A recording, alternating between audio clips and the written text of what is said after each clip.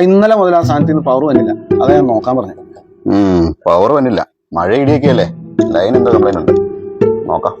ലൈനിന്റെ കാര്യം പറഞ്ഞപ്പോഴാ എന്റെ ലൈൻ എന്തായി, എന്താ നടക്കുവോ? അതിന്റെ കാര്യം ഒന്നും പറയണ്ടടാ. വീട്ടുകാർ അമ്പതിന് പിരിഞ്ഞെടുക്കുന്നില്ല, അവളെയും കൂട്ടി ഒളിച്ചോടി നാട് വിട്ടു പോയാലെന്നാലും. ചേട്ടാ, ഒളിച്ചോടി നാട് വിട്ട് പോണോന്നും ആണത്തമല്ല. ഒരുത്തിയെ കെട്ടി അവളുടെ കൂടെ കുറെ നാൾ താമസിച്ചു കഴിയുമ്പോൾ ഇവളെ വിട്ട് എങ്ങനെയെങ്കിലും ഒളിച്ചോടി നാട് വിട്ട് പോയാൽ മതി എന്ന് വിചാരിക്കുന്ന നേരത്തും അവളുടെ കൂടെ അഡ്ജസ്റ്റ് ചെയ്ത് താമസിക്കുന്നതാണോ യഥാർത്ഥ ആണത്വം. ഇന്നലെ കിട്ടിയ അടിയുടെ ആയിരിക്കും ഈ മുഖം ഇങ്ങനെ വീങ്ങിയിരിക്കണല്ലേ. ഇലക്ട്രീഷ്യന്റെ പണി ചെയ്താൽ മതി, എന്നെ കുറച്ചുണ്ടാക്കട്ടാ. എനിക്കിട്ടുണ്ടാക്കണം. ഈ ഫോണൊന്നും ഓണാവില്ലല്ലോ, മോളെ ഒന്ന് വിളിക്കാന്ന് വിചാരിച്ചു. എന്താ വലിയ പറ്റി? ഫോൺ ഓണാവില്ലടാ, കുറെ നേരമായി നോക്കിയിട്ട്. മോളെ ഒന്ന് വിളിക്കാനാ, എത്ര നോക്കിട്ട് പണ്ടാരും വർക്ക് ചെയ്യില്ല. ഇതുപോലത്തെ ചാത്ത ഫോണൊക്കെ മേടിച്ചു തന്നാൽ അതായിരിക്കും കുഴപ്പം. മിക്കവാറും ബാറ്ററി പോയതായിരിക്കും. നോക്കട്ടെ, കൊണ്ടാലും തുറക്കാനും പറ്റുന്നില്ലല്ലോ.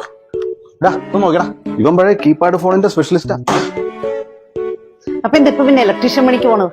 ഇപ്പൊ ഇതുപോലത്തെ കീപാഡ് ഫോൺ ആരും ഉപയോഗിക്കുന്നില്ലല്ലോ, എല്ലാരും ഈ സ്മാർട്ട് ഫോൺ അല്ലേ. അതിന്റെ പണിയാണ് എനിക്ക് അറിയാനും പാടില്ല.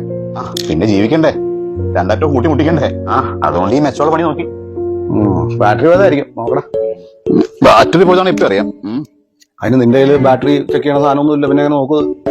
എന്റെ ചേച്ചി, ഇവൻ എന്തിനാ വെറുതെ വലിയ മെക്കാനിക്കൽ എഞ്ചിനീയർ ഒക്കെ ആക്കിയത്? എടാ, നമ്മളൊക്കെ പണ്ട് സ്കൂളിൽ പഠിക്കുമ്പോഴേ എങ്ങനെ ബാറ്ററി ചാർജ് ഉണ്ടോ നോക്കിക്കൊണ്ടിരുന്ന.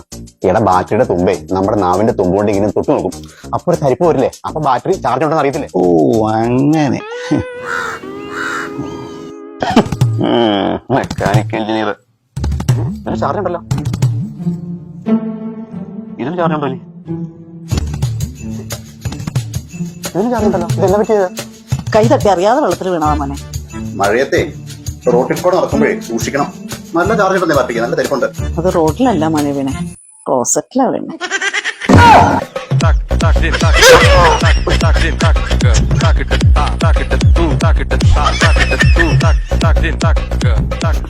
അളിയാ, ഇപ്പോഴാണ് നീ ഒരു എഞ്ചിനീയർ ആയത്, ബയോ കെമിക്കൽ എഞ്ചിനീയർ.